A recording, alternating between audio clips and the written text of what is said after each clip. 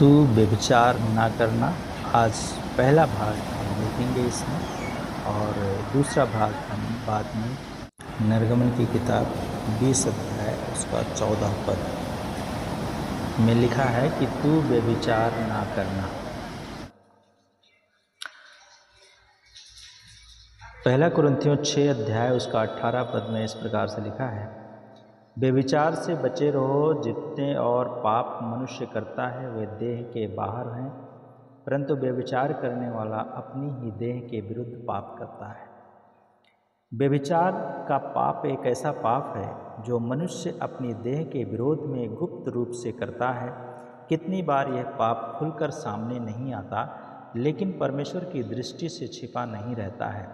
यह एक बहुत ही घृणित पाप है जो मनुष्य को अपने पतन की चरम सीमा तक पहुंचा देता है। पुराने नियम में कुकर्म शब्द के माध्यम से इसका वर्णन किया गया है, जिसका वर्णन हम कई स्थानों में पढ़ते हैं।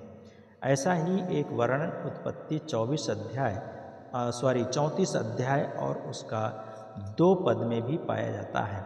कहने का तात्पर्य यह है कि सृष्टि के आरंभ से ही यह सब पाप होते चले आ रहे हैं, और पवित्र शास्त्र बाइबल इन घटनाओं और इनके परिणामों का बड़ी सच्चाई के साथ और स्पष्टता के साथ में वर्णन करती है, क्योंकि पवित्र शास्त्र बाइबल परमेश्वर का सत्य वचन है, जिसमें न सिर्फ परमेश्वर के दासों की अच्छाइयों का वर्णन किया गया है, लेकिन उनकी कमजोरियों और पाप में पड़ने के कारणों का भी बड़े स्पष्ट रूप से वर्णन किया गया है। ऐसा क्यों है? क्योंकि हम प्रत्येक कार्य के परिणाम को पढ़कर स्वयं में सावधान और सचेत हो जाएं। परमेश्वर का वचन वो आईना है जो हमारे छिपे हुए अस्तित्व को भी प्रकट कर देता है। वह 2 धारी तलवार है जो हमारी जीव और आत्मा और गांठ गांठ और गूदे गूदे को वार पार छेदता है और मन की भावनाओं और विचारों को जांचता है। प्रिय बहनों, ऐसे दिव्य वचन के मार्गदर्शन और अगुवाई में चलने वाला हर एक विश्वासी इस घृणित पाप में सर्वदा बचा रहता है, और वो ऐसे दिव्य वचन के मार्गदर्शन और अगुवाई में चलने वाला हर एक विश्वासी इस घृणित पाप से हमेशा अपने आप को बचाए रखता है और बचाए रखती है। इस तथ्य को पढ़कर हमारे मन में ये प्रश्न उठता है कि राजा दाऊद जो परमेश्वर के भय और अगुवाई में चलते थे, जिनके पास उनकी अनेकों रानियां और रखेलियां भी थीं, क्यों कर इस व्यभिचार के पाप में गिर गया? आइए इस प्रश्न के माध्यम से इस आज्ञा की गंभीरता पर हम विचार करें। पहली चीज़ है, तू व्यभिचार ना करना। पहली बात है उत्तरदायित्व के प्रति उदासीनता। दूसरा शमूएल उसका 11 अध्याय में हम इस घटना का सविस्तार वर्णन पढ़ते हैं। सबसे पहले जो तथ्य हमारे सामने उभर कर आता है वो है अपने उत्तरदायित्व के प्रति उदासीनता। इस घटना को पढ़ने से ये हमें मालूम होता है कि दाऊद जो इजरायलियों का राजा था, जिसके ऊपर उसकी संपूर्ण प्रजा का उत्तरदायित्व था, अपने सैनिकों को युद्ध पर भेज स्वयं शाम को अपने महल की छत पर निश्चिंत होकर टहल रहा था। उस समय वह स्वयं परमेश्वर की इच्छा के केंद्र से अलग होकर अपनी इच्छा का मालिक बन गया था। ऐसी दशा में वह परमेश्वर से अपनी दृष्टि हटाकर अपने महल के चारों ओर दृष्टि करता है, और जहाँ उसे नहीं देखना चाहिए था, वहाँ वह देखकर शैतान के बहकावे में आकर व्यभिचार के पाप में गिर जाता है। प्रायः जब हम परमेश्वर की संगति में चलते हैं और उससे जुड़ा रहना चाहते हैं, तो शैतान हमारे जीवन की कमज़ोर कड़ी को ढूंढता है। वह परमेश्वर के दासों की बड़ी गंभीरता से खोजबीन करता है कि उसको कहाँ पर गिराए। पहला इतिहास का किताब उसका 12 अध्याय उसका 1 पहला इतिहास उसका 21 अध्याय उसका 1 पद में लिखा है, और शैतान ने इज़राइल के विरुद्ध उठकर इज़राइलियों की गणना करने हेतु दाऊद को उकसाया।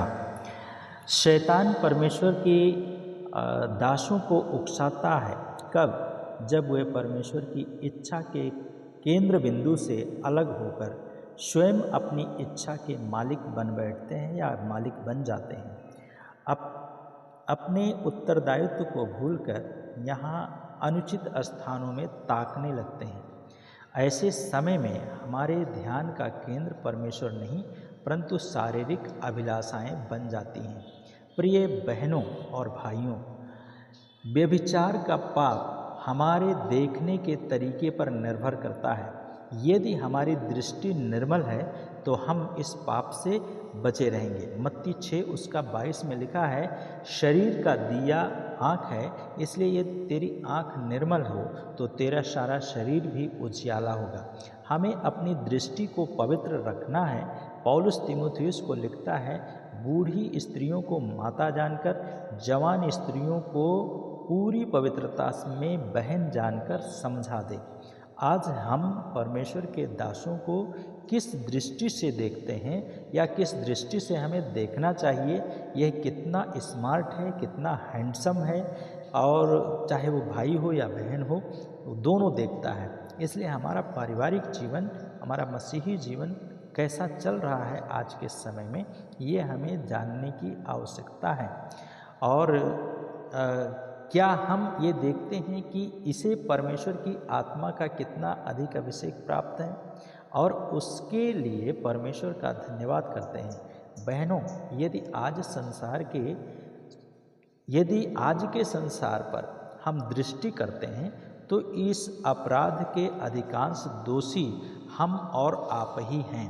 नीति वचन की किताब और उसका 5 अध्याय उसका 3 से 10 पद में राजा सुलेमान ऐसी स्त्रियों का वर्णन करता है और लिखता है, अपनी जवानी की पत्नी के साथ आनंदित रहे। अब यहाँ पे ये पुरुष के लिए केवल नहीं लेकिन स्त्री के लिए भी है कि अपने जवान पति के साथ आनंदित रहे।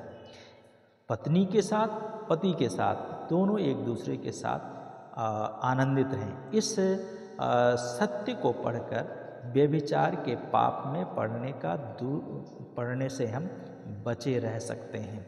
और इसलिए हमें अपने उत्तरदायित्व को समझना है कि एक स्त्री का उत्तरदायित्व अपने पति के प्रति क्या है और एक पति का उत्तरदायित्व अपने पत्नी के प्रति क्या है। तो तब हम व्यभिचार से बचे रहेंगे। यहाँ दाऊद राजा का उदाहरण हमने पढ़ा। दाऊद राजा ने क्या किया, उसको देखना पाप नहीं था, लेकिन वो मुड़ करके देखा और मुड़ करके देखने तक ही वो सीमित नहीं रहा, लेकिन उरिय्याह की पत्नी को क्या किया, अपने घर में बुला लिया और अपने घर में बुला करके उसके साथ में वो सोया। उरिय्याह की पत्नी बत्शेबा ने भी क्या किया, उसको देख लिया, शर्मा गई, कोई बात नहीं, लेकिन उसके बाद में उसने दाऊद की बात को मान ली। वो घर पे भी आई, घर पे जो दाऊद राजा ने कहा उसको उसने किया। आज हर एक महिला को, हर एक पुरुष को इससे बचे रहना है। उसे केवल अपनी पत्नी के साथ, अपनी जवानी पत्नी के साथ, जैसा नीति वचन में हम पढ़ते हैं 5वें अध्याय में 3 से लेकर के 10 पद में परमेश्वर का वचन कहता है कि अपनी जवानी पति और पत्नी के साथ आनंदित रहे, तब हम व्यभिचार से बचे रहेंगे। इसलिए यदि कोई व्यभिचार में गिर रहा है तो मेरी प्रार्थना है कि आप अभी सुधार कर लें। जो कुछ हुआ हो गया, लेकिन अभी आप सुधार करके पति और पत्नी दोनों, पुरुष और स्त्री दोनों, एक दूसरे के हक को जानना सीखें और उसके अनुसार जीवन व्यतीत करें। दूसरी बात है, तू व्यभिचार न करना, असंतुष्टि। दूसरी बात है असंतुष्टि। विवाह की प्रतिज्ञाओं में पति पत्नी वाचा बांधते हैं कि वे सदा एक दूसरे से जुड़े रहेंगे, चाहे कैसी भी परिस्थिति क्यों ना हो। परंतु क्या आज आप और मैं अपने जीवन साथी के साथ संतुष्ट हैं? आज इसी असंतुष्टि के फलस्वरूप कितने मसीही परिवार टूट चुके हैं और कितने संसार के परिवार टूट चुके हैं और कितने प्रभु के दास विवाह के समय बांधी गई वाचा को तोड़कर आज अन्य महिलाओं के साथ जीवन व्यतीत कर रहे हैं। कितने ऐसे सेवक हैं जो अवैध तरीके से अन्य महिलाओं के साथ रहते हुए भी सेवा में संलग्न हैं। ऐसों के विषय में पौलुस कहता है और ऐसी महिलाएं भी संलग्न हैं, उनका साथ दे रही हैं। तो हम पुरुष और महिला दोनों से के लिए परमेश्वर का वचन कहता है कि धोखा ना खाओ। परमेश्वर ठट्ठों में नहीं उड़ाया जाता, और क्योंकि जो मनुष्य जो कुछ बोता है वही काटेगा।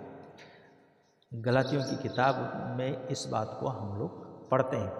परमेश्वर का वचन बहुत खराई के साथ में हमें बताता है कि ऐसे सेवकों का अंत कैसा होगा। अतः यदि हम प्रभु की सेवा में हैं तो बड़ी पवित्रता के साथ में और परमेश्वर की उपस्थिति में रहकर आपको प्रसन्न करने हेतु सेवा करना है। उपस्थिति में रहकर परमेश्वर को प्रसन्न करने हेतु आपको सेवा करना है। आज कितनी बहनों की समस्या है कि उनके पति अन्य स्त्रियों से संबंध बनाए हुए हैं। ऐसी बहनों से मेरा अनुरोध है कि उपवास और प्रार्थना के साथ प्रभु के समक्ष बैठें और स्वयं को जांचें कि क्या मैं अपने पति के प्रति विश्वास से योग्य हूँ और हर क्षेत्र में उसकी संतुष्टि का कारण हूँ। मैं कहाँ चूकी जिससे मेरा पति ऐसी दशा तक पहुँचा, और प्रभु के सामर्थ्य पा करके अपने परिवार को मसीही और आनंदित परिवार बनाएं।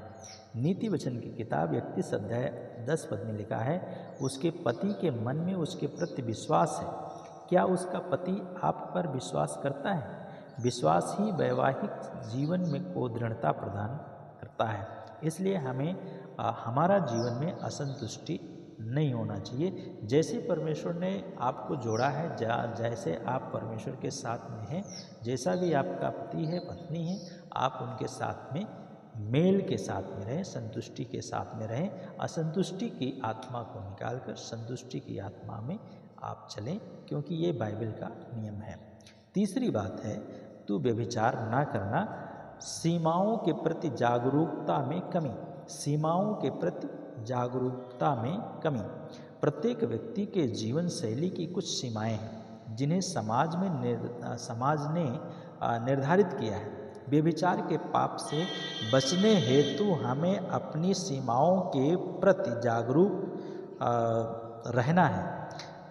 जब तक व्यक्ति उन सीमाओं के भीतर रहकर आचरण करता है वो सभ्य और आदरणीय होता है, आदरणीय व्यक्ति साबित होता है। लेकिन जब वह इन सीमाओं को पार कर जाता है तब ही वह इस पाप का शिकार हो जाता है। उदाहरण के लिए हमारे संपर्क में बहुत सी स्त्रियां और पुरुष भी आते हैं। यदि हम किसी व्यक्ति विशेष में किसी अधिक रुचि लेने लगते हैं और उससे अकेले में मिलने लगते हैं, तब हमें उसकी संगति में आनंद आने लगता है। पति या पत्नी की अनुपस्थिति में साथ साथ समय व्यतीत होने लगता है, तो निश्चय जानिए कि आप अपनी सीमाएं तोड़ दी हैं और आप एक पापमय जीवन में प्रवेश कर चुके हैं। भले ही यह सब आपके जीवन साथी से छिपा हो, लेकिन याद रखें, परमेश्वर हमारा उठना बैठना और चलना, लेटना, ये सारी चीज़ों की भली भांति छानबीन करता है और वो हमारे पूरे चाल चलन का भेद जानता है। और 1 कुरिन्थियों 6:19 के अनुसार हमारी देह पवित्र आत्मा का मंदिर है। क्या जिस देह में पवित्र आत्मा का निवास रहता है या पवित्र आत्मा रहता है, उस देह से व्यभिचार का पाप संभव है? यह कितनी गंभीर और लज्जाजनक बात है। मूसा की व्यवस्था अनुसार ऐसे अपराधियों को पत्थरवाह करने की आज्ञा थी, परंतु आज के समाज में शैतान ने लोगों के विवेक और आँखों को ऐसा अंधा कर दिया है कि अपनी देह से परमेश्वर की महिमा ना करें। कितने विश्वासी व्यभिचार के पाप में लिप्त हैं। क्या ऐसी सेवाओं से या ऐसे जीवनों से प्रभु को महिमा मिल सकती है? क्या ऐसे सेवक या ऐसे विश्वासी प्रभु को धोखा नहीं दे रहे हैं? क्या आप पाप के परिणाम स्वरूप टूटे हुए परिवार प्रभु के को दुखी नहीं पहुंचा रहे हैं? प्रिय भाइयों और बहनों, आपका क्या हाल है? मत्ती 5:28 में प्रभु यीशु मसीह ने कहा, तुम सुन चुके हो कि कहा गया था व्यभिचार न करना, परंतु मैं तुमसे ये कहता हूँ कि जो कोई किसी स्त्री पर कुदृष्टि डाले वह अपने मन में उससे व्यभिचार कर चुका। अब ये जो वचन जो है बहुत ही सख्त है, बहुत ही कठिन है और इससे डर लगता है इस वचन के द्वारा, क्योंकि यहाँ पे परमेश्वर का वचन कहता है जो किसी स्त्री पर कुदृष्टि डाले वह अपने मन में उससे व्यभिचार कर चुका। बहुत गंभीर बात है ये।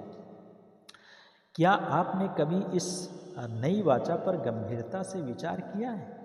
स्त्री पुरुष बहनों और भाइयों, जब हम किसी पुरुष या स्त्री पर दृष्टि डालते हैं तो हमारे विचारों को कोई नहीं जानता, केवल वह जो गुप्त में हमें जांचता है, जिसकी दृष्टि निरंतर हमारे मन पर लगी रहती है, जो दूर ही से हमारे विचारों को समझ लेता है। प्रिय भाइयों और बहनों, हमें कितना सावधान रहने की आवश्यकता है। कहीं ऐसा ना हो कि हम भले ही प्रकट रूप में व्यभिचारी ना हों, पर कुदृष्टि डालकर हम प्रभु की दृष्टि में व्यभिचारी साबित हों। हमें प्रतिदिन स्वयं को जांचने की आवश्यकता है ताकि अपनी देह के द्वारा हम प्रभु की महिमा कर सकें। और इसलिए हमें प्रभु के साथ में बने रहकर उसकी महिमा करनी है और प्रभु के राज्य में हम और आप प्रवेश करें। परमेश्वर इसके द्वारा आप सबको आशीष दे। आइए, हमारा क्या हाल है? क्या हम अपने उत्तरदायित्व के प्रति उदासीन हैं? क्या हम असंतुष्टि में हैं? क्या हम सीमाओं के प्रति जागरूकता में कमी है? यदि है तो हम अपने आप को जांचें और अपने आप को फिर से परमेश्वर के समीप लेकर आए। आइए दुआ करें। प्यारे प्रभु यीशु मसीह, हम प्रार्थना करते हैं इन बहनों के लिए और उनका परिवारों के लिए, भाइयों के लिए। प्रभु, हर एक जन संतुष्टि के साथ में अपना जीवन व्यतीत कर सके और आपकी महिमा कर सके। हम उनके जीवनों को आपके हाथ में देते हैं और विनती करते हैं आपकी दया दृष्टि सभी बहनों के ऊपर हो और हमारी जो बहनें हैं वो सारे लोग आपके द्वारा सुरक्षित पाए जाएं, आपके द्वारा आशीषित होकर आपकी महिमा कर सकें, आपके वचन के अनुसार चल सकें और अपने परिवार को चला सकें। धन्यवाद के साथ इस समय को आपके हाथ में देते हुए प्रार्थना यीशु के नाम से मांगते हैं, आमीन। अगला कड़ी में हम फिर इसके ऊपर विचार करेंगे, तू व्यभिचार न करना। आज हमने पहला भाग देखा है और आने वाले समय में हम दूसरा भाग देखेंगे।